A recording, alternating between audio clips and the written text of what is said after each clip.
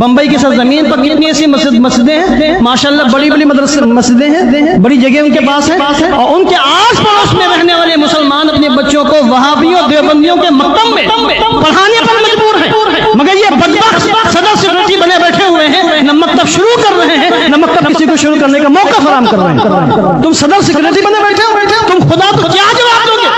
تم 20 سال 25 سال 30 سال ایک مسجد کے صدر ہو، ایک مسجد کے سیکرٹری ہو، ایک مسجد کے امام ہو، مؤذن ہو، کچھ بھی ہو، تمہاری ذات سے قوم کو کتنا فائدہ پہنچ رہا ہے؟ کبھی گربا میں جھانک کے دیکھو، کتنے ہی ایسے لوگ ہیں جن کے پاس پاور اقتدار ہے، وہ دین متین کے لیے بہت کچھ کر سکتے ہیں، اللہ نے ان کو توفیق عطا فرمائی ہے، ان کے پاس سرمایہ کی کمی نہیں ہے، اقتدار کی کمی نہیں ہے، روابط کی کمی نہیں، تعلقات کی کمی نہیں ہے، مگر دل میں اتنی تنگی ہے اور دل میں اتنا اندھیرا ہے کہ ان کو سمجھایا جائے کہ قوم کے بچے اور بچیاں کہاں جا رہی ہیں، مرتد زندیق ہو رہی ہیں، کافر و مرتد ہو رہی ہیں، وہابی دیوبندی بن رہی ہیں، تم ان کے لیے کیا کر رہے ہو؟ تو ماتھے پر شکن تک ان کے نہیں آتی۔ یہ حسینی ہے، یہ یزیدی ہیں، حسینی ہونے کا نام ہلورا پیٹ رہے ہیں، مگر کام وہ کر رہے ہیں جو یزید کر کے گیا تھا۔ یہ امام حسین کا مشن نہیں ہے۔